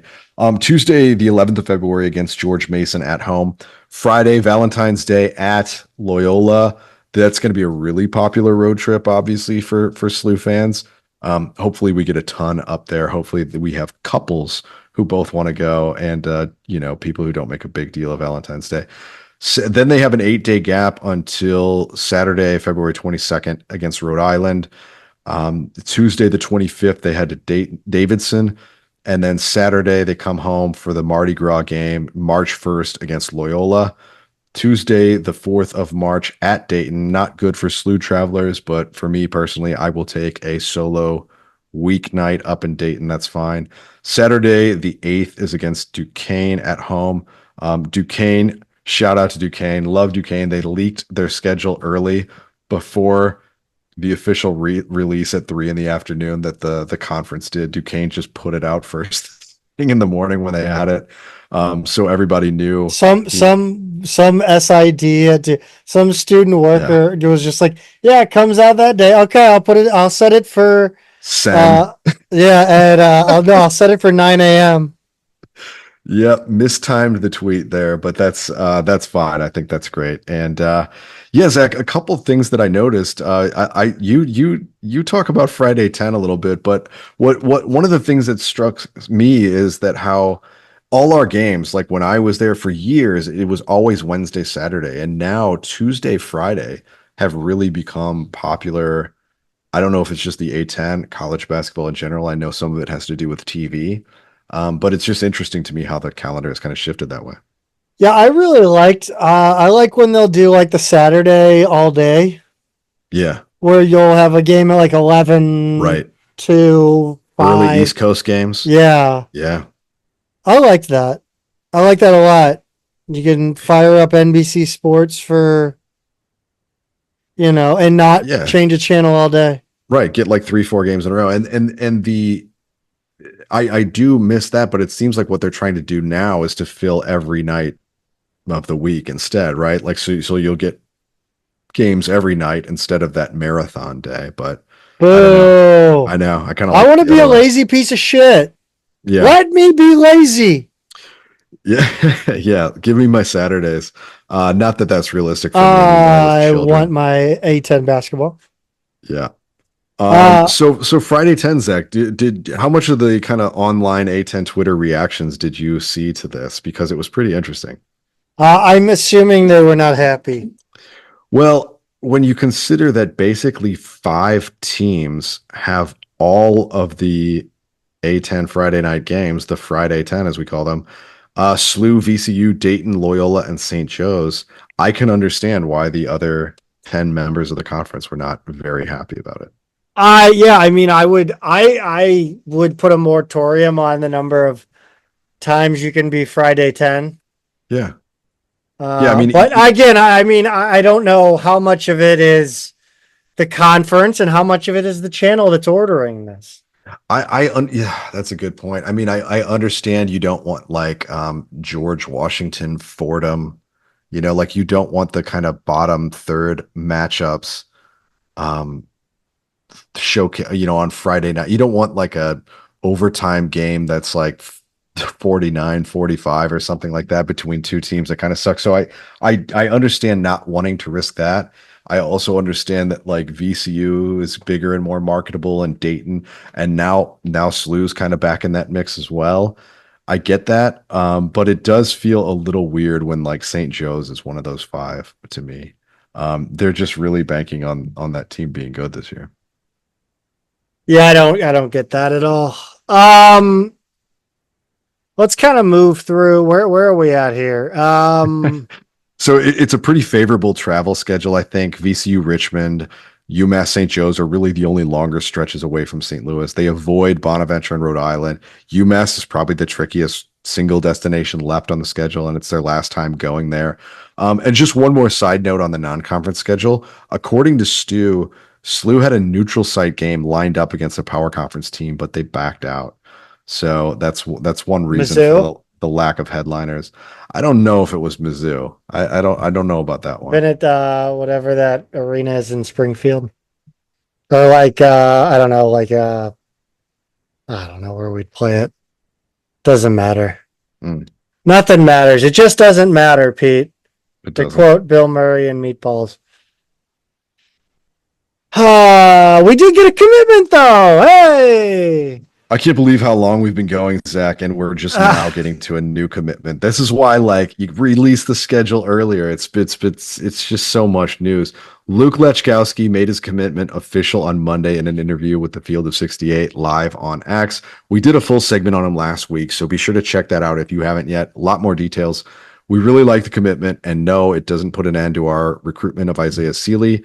He did almost say, I will say in his video, the University of St. Louis, but he stopped himself and got it right, which is good. I think that matters. Yes. So thank you, Luke. He did say his grandma and aunt live in St. Louis, and his mom was born in Washington, Missouri. He wanted an elite basketball experience, strong culture, and high-level academics. He said Coach Schertz and his staff are building something special. He was really sold on the program's values and thinks he can fulfill his potential here at SLU. We didn't realize he was a tennis player, but he switched to basketball so he could play with his older brothers. No wonder Schertz, who made that same transition himself back in the day, likes him so much. He described his game as a knockdown shooter who can also put it on the floor and dunk on people. Love the confidence, love the description. Again, last week we talked a lot more about him, but welcome to SLU, Luke Lechkowski. Pete, I think we're just gonna have to kind of like speed run some offers and talk about these guys next week. Marquise Clark, 2026, and Mason Lockett, the fourth, 2026, both guards, 6'5" and 6'2". Visits Chaminade's entire basketball program. Pete, did you go to Chaminade? Some say I did, Zach. Okay. They attended practice on Wednesday, including 3 2026 recruits, White, and Jordan, and in addition to whatever other players they have on their team. The staff was out at Sunrise's Christian Academy, where Max Picard went, Aiden Chronister, Ivan Uric, Makai Raglan, or it just could have been a staff invitation. They were out there, though. Closing the loop on David Oweezy, he's headed to Utah State. Practice, Pete. Full practices began this week. Stu Durando had an article about how Coach Schertz doesn't run teams through a lot of conditioning or boot camp stuff. Thank God, because those players up at Tufts Lacrosse would have something to say about that. Yeah, no kidding. No, I think it's interesting that this article came out and then 2 players went down with injuries, but I mean, this is more talking about running. Being in shape, physical shape, whereas like prehab and, injury prevention is a whole other thing that we could get into at some point. But yeah, no better conditioning for basketball than playing basketball. The players like it better too. Day of prep. Yeah, I think that's about. I mean, Yeah, go check out the article. yeah, definitely. Draco took a job with St. Louis Blues. He will continue to be the Billiken basketball MC. Pete. He will. He did Billiken basketball night, and yeah, we longtime friend of the show, Billiken. Oh yeah, he loves the show. He listens it's- every episode. It said he spoke to him, and so he told him he'd still be doing SLU games. So that's good news because when we first heard he was doing the Blues, we thought he was gone. By the way, if you order your tickets by tomorrow, your season tickets, you can do 0 interest, 5 payment installments, which doesn't end until like January. So like, I don't know. What are they gonna take away my tickets? No, I'm kidding. I'll pay my tickets off, guys. But it is helpful. It is helpful. It is. Women's season tickets are 85 for general admission, 200 for courtside seats. They upped that price, didn't they? No, I don't know if they did, but I think it's 25 for courtside if you buy them day of. Right. Pete, we like 2 Men in a Garden salsa, don't we? We sure do, Zach. And it happens every once in a while, as you know. I ran out of what you left here for me, unfortunately, and had to pick up a couple grocery store salsas. And the brand, is it Cholula? Yeah, it's good. It's good. I like that. I like that sauce. It's good sauce.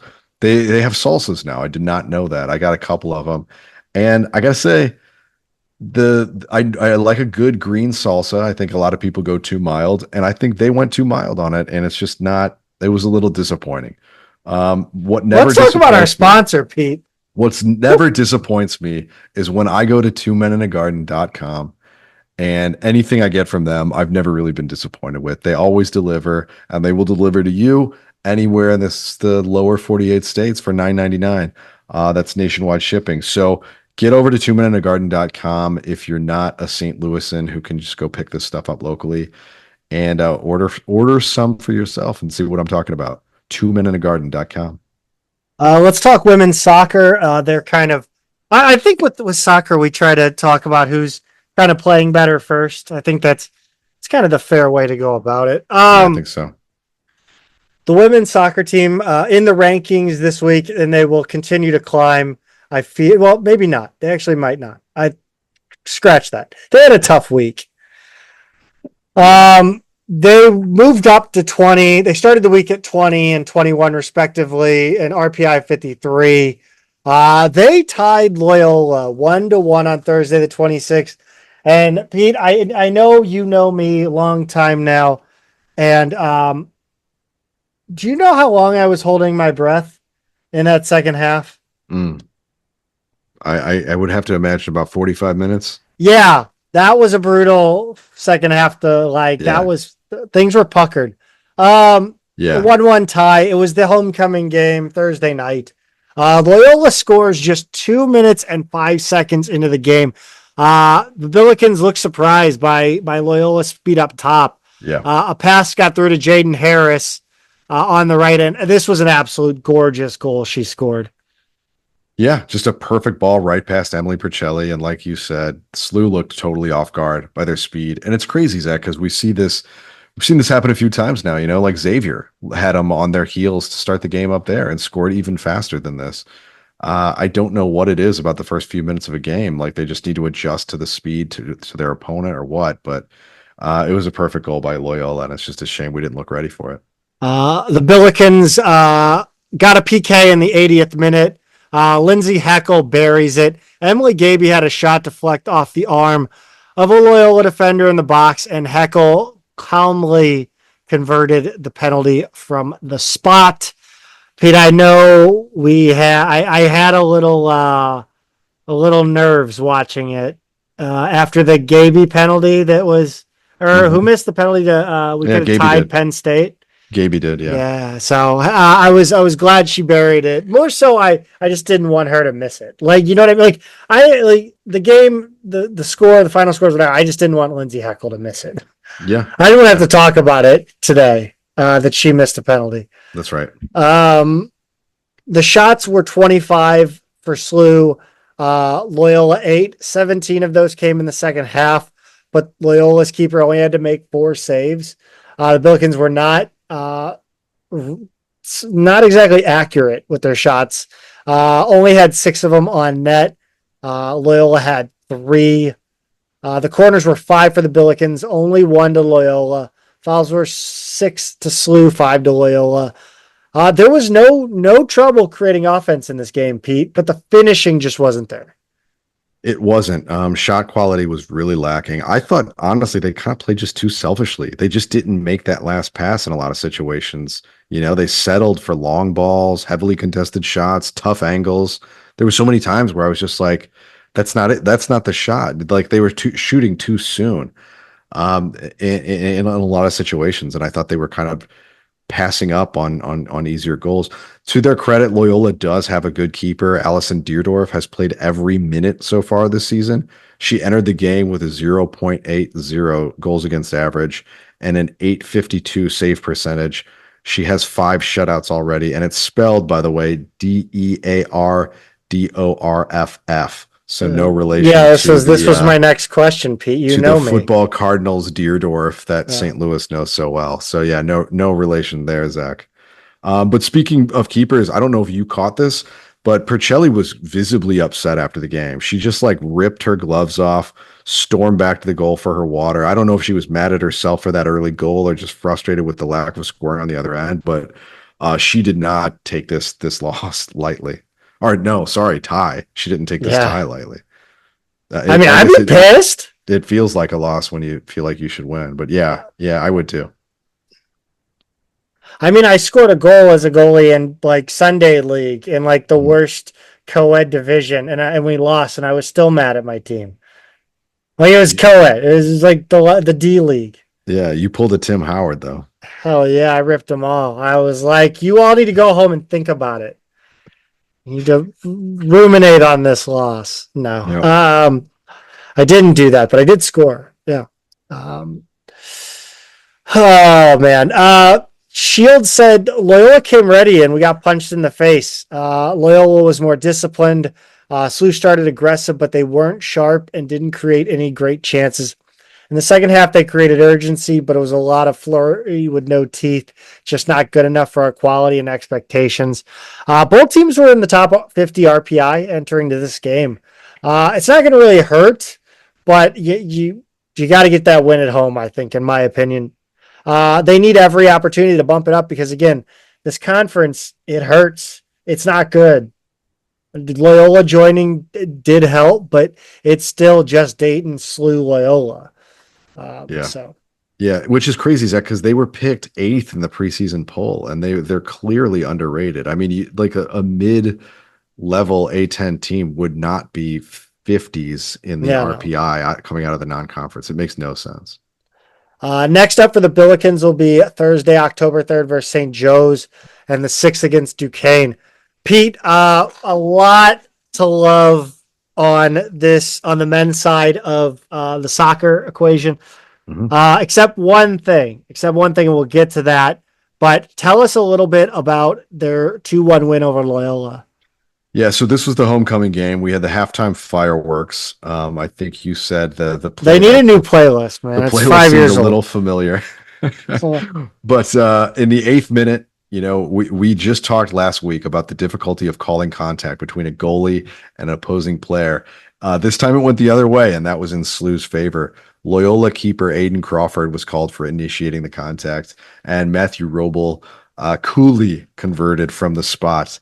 26-minute Luis Lara from a Nate Ward assist, but it started with a long clearance from SLU's defense. Lara wound up with the ball. He kind of faked inside on a Loyola defender and sent it out to Ward with a back heel. Ward got through the Loyola defense somehow and fed Lara right in front of the net. So that was absolutely really gorgeous goal. Really nifty play. Yeah. It was a lot of fun to watch. It was. I loved that one. Cole Doherty limped off the field in the 72nd minute, just 3 minutes after earning a yellow card. He tried to block a Loyola shot off a breakaway with a slide tackle. He got caught up on the turf a little bit and limped off. So we don't have an update on him yet.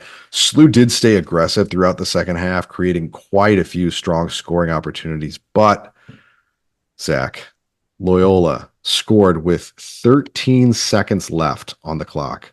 And it made me irrationally angry. I watching was this game. so mad. Yeah. I was feeling everything inside that Jeremy Abenel was feeling inside. Yeah. Yeah, absolutely. Just it made no sense to have that many players that aggressively positioned in that moment. It really didn't. It really didn't. And I liked that they were staying aggressive in the second half, but once you get inside the last few minutes, it's like, okay, just park it, let's waste the clock. And all of a sudden they carved through. It was a defensive breakdown, but they carved through what appeared to just be two guys in the back at that point. Once they got there. Yeah, it was wild. And, by the time Loyola had the ball, there was only two guys to beat. Yeah, right. Yeah. So they did ruin the clean sheet for Abenel, which is a shame because he's been solid and didn't deserve that. So feel bad for him there. Shots in this game, SLU 10, Loyola 6. Shots on goal, Loyola just had 1. I think we know what it was. SLU had 4.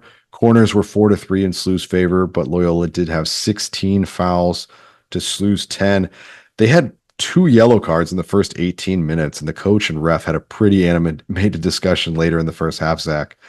They did end up with a third later in the second half. But yeah, it seemed like Loyola was not pleased with the officiating in this one. Attendance was just over 3,600. It looks like more than that to me on TV. I don't know. Yeah. I guess I'm wrong. I mean, it was okay. I thought, it wasn't like, man, some of those crowds, man, back in the day were just wild. Yeah. Like you couldn't move in the bleachers. I mean, I don't know. I thought it was fine. Again, you're going head to head with City game and then the Cardinals for whatever that's weren't they playing about the same time? I think so. City was playing at the exact same time though, and that's just a few blocks down the street, and we know they draw well. No, I thought this game was outstanding. This was I sang the praises, I thought, on Twitter. I mean, this was a team that was aggressive when they didn't have the ball, and then once they got the ball, they were aggressive going forward with the ball. Yeah. And there was a lot of that playing, not pushing the ball up the field earlier in the season. And I really hope they've turned a corner here because Tuesday, October 1st, they're going to take on Charlotte, who is sitting at number 9 in the nation right now.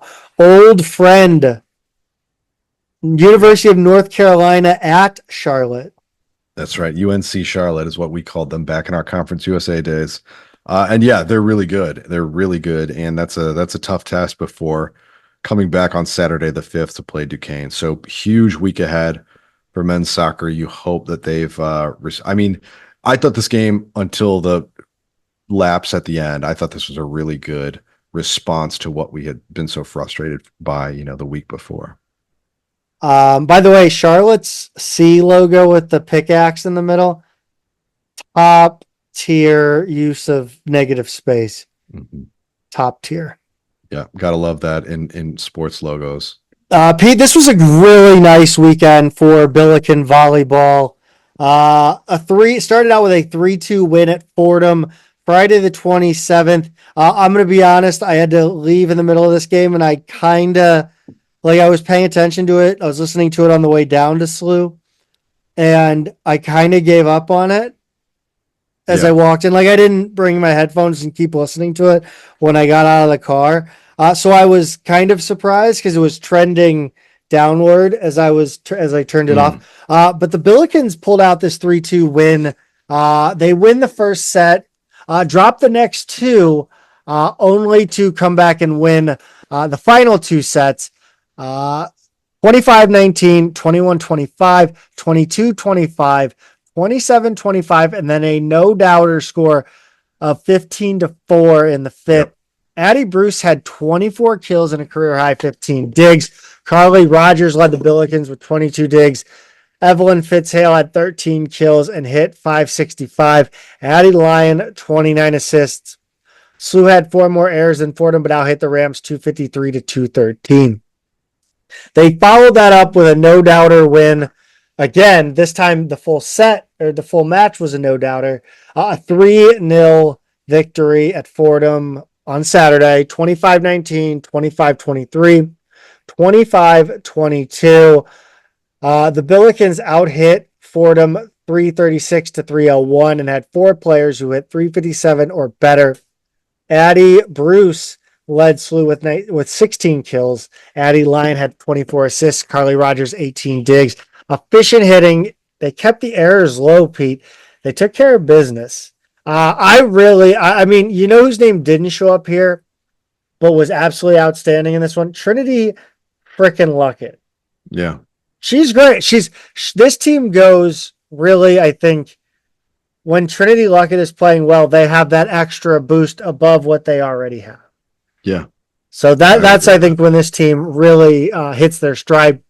Next up for the Billikens, Tuesday, October 1st at Loyola, and then a pair of matches at home against Duquesne on Friday the 4th and Saturday the 5th. Pete, they're running through the country. They are. Cross country was at the Gans Creek Classic Friday the 27th down in Columbia, Missouri. The men placed 26th out of 37 teams in the 8K. Tyler Schweitzer led SLU with a time of 24:42, and the team averaged about 25:02. The women finished pretty similarly, 25th of 38 in the 6K. Emery Mayfield was the first Billiken across the line with a time of 21:26. That's a big, crowded, tough competition with a lot of SEC, Big 12, big-time competition. So definitely a respectable showing there. Next up, they've got the Bradley Pink Classic on October 18th in Peoria, Illinois. And Zach, I don't know if you caught this, but swimming and diving opened the season this weekend on Sunday the 29th at the Butler Duels. We didn't get results for this one yet as of Sunday night, but we'll update you when and if we see something.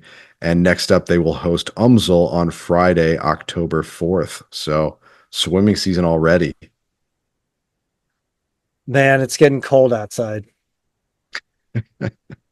That's going to do it for us. Thank you all for sticking with us. I appreciate you guys. This was a long one and an interesting one.